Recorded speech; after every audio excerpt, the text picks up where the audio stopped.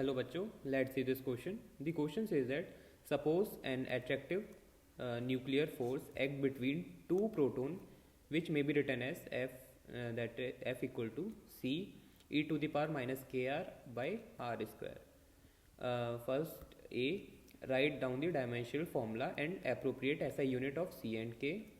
Second, that is B, suppose that K equal to 1 Fermi inverse and that the repulsive electric force between the proton is just balanced by attractive nuclear force when the separation is 5 Fermi. Find the value of C.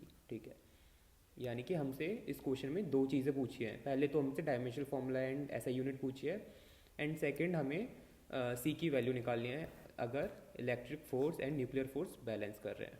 ठीक है, तो हम पहले सीधा ये देखते हैं. इन्होंने हमें फॉर्मूला दिया है फोर्स का, दैट इज़ न्यूक्लियर फोर्स का C to the power minus K R by R square. ठीक है, इन्होंने हमें ये फॉर्मूला दिया है. हम यहाँ से ये K की एंड C की SI यूनिट निकालते हैं. ठीक है, हमें पता है E तो डायमेंशनल कांस्टेंट होता है एक, इसकी ये डायमेंशनल लेस होता है. E इक्वल टू e की power minus K R equal to m0 L0 T0. तो हमारी K की वैल्यू आ जाएगी R equal to m0 L0 T0. तो हमारी K की वैल्यू वही होगी जो 1 बाई आर की होगी, दैट इज़ R तो हमारा डिस्टेंस है. तो हमारी K की वैल्यू आ गई फाइनली L इनवर्स, यानी कि मीटर इनवर्स. ये डायमेंशनल फॉर्मूला है, डायमेंशनल फॉर्मूला एंड इसकी SI यूनिट हो गई SI unit equal to metre inverse. Metre inverse is SI unit या 1 बाई मीटर बोल सकते हैं. ठीक है,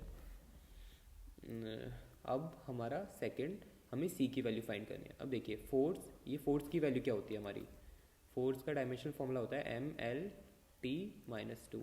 अब ये R स्क्वायर है, E तो कांस्टेंट होता है तो E को हम नहीं लेंगे, C बाई आर स्क्वायर की हो जाएगा L स्क्वायर. ये L इधर चला जाएगा तो फाइनली हमारी C की वैल्यू हो जाएगी ML3T माइनस 2. ये हमारे C का डायमेंशनल फॉर्मूला आ गया. अब इसी की SI यूनिट हम यहीं से लिख सकते हैं. M की SI यूनिट kg, L की SI unit metre cube by T की SI यूनिट T माइनस 2 की SI यूनिट सेकेंड स्क्वायर. ये हमारी SI यूनिट हो गई C की, दैट इज SI यूनिट. ठीक है, ये हमारे A और B आ गया है. अब हम आगे पढ़ते हैं. Suppose K equal to 1 fermi, तो ठीक है, electric force equal to nuclear force दिया है व्हेन R इज 5 फर्मी और इन्होंने हमें K की वैल्यू भी दे दी है. ठीक है, अब हम सीधा इलेक्ट्रिक फोर्स का फॉर्मूला लिखते हैं जो होता है K Q1 Q2 by R square. और न्यूक्लियर फोर्स का इन्होंने हमें खुद ही फॉर्मूला दे दिया, that is C e to the power minus K R by R square. अब R तो हमें सेम लेना पड़ेगा दोनों में क्योंकि इन्होंने दिया हुआ है 5 फर्मी होगा तो, और R का स्क्वायर भी दोनों में R स्क्वायर इन्वर्स लो है तो दोनों कैंसिल हो जाएंगे. दोनों R इन्वर्स स्क्वायर लो है तो दोनों कैंसिल. K की वैल्यू में पता है 9 into 10 to the power 9. Q हमें पता होता है, प्रोटोन का चार्ज कितना होता है 1.6 into 10 to the power minus 19 coulomb. इसका स्क्वायर करेंगे और यहाँ पे आ जाएगा फिर ये E to the power minus K R. अब देखिए के आर हमारा, इन्होंने K की वैल्यू दी है, माइनस के हम बाहर आ जाएगा. इन्होंने K की वैल्यू दी है 1 फर्मी इनर्स यानी कि 1 upon firm F into R इन्होंने दिया है 5 फर्मी यानी 5F. हम F ले लेते हैं फर्मी को. अब देखिए फर्मी क्या होता है, फर्मी एक्चुअली एक डिस्टेंस की फॉर्म है. 1 फर्मी इक्वल टू होता है 10 to the power minus 15 metre. 1 fermi equal to 10 to the power minus 15 metre. तो ये डिस्टेंस की फॉर्म होती है. अब F से F कैंसिल, तो फाइनली हमारी वैल्यू आ गई e to the power minus 5.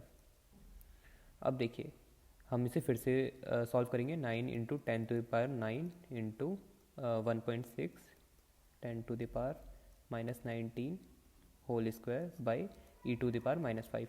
अब ई टू द पावर -5 की वैल्यू लॉग करके निकलती है, इसकी वैल्यू ऑलमोस्ट होती है 0.0067, इसकी वैल्यू होती है 0.0067।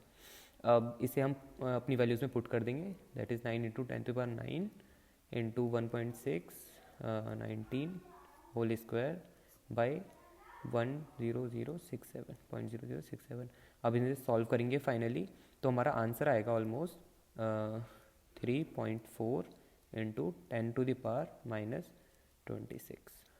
ये हमारी सी की वैल्यू आ गई, दिस इज़ सी वैल्यू। ठीक है, तो हमने पहले ऐसा यूनिट वगैरह निकाली, फिर सेकंड हमने इक्वेट कर दिया इलेक्ट्रिक फोर्स को न्यूक्लियर फोर्स के साथ, और फाइनली हमारी हमने वैल्यूज पुट करते गए, हमारा आंसर आ गया सी की वैल्यू 3.4 इंटू 10⁻26। ठीक है, hope you understood the concept, all the best, thank you.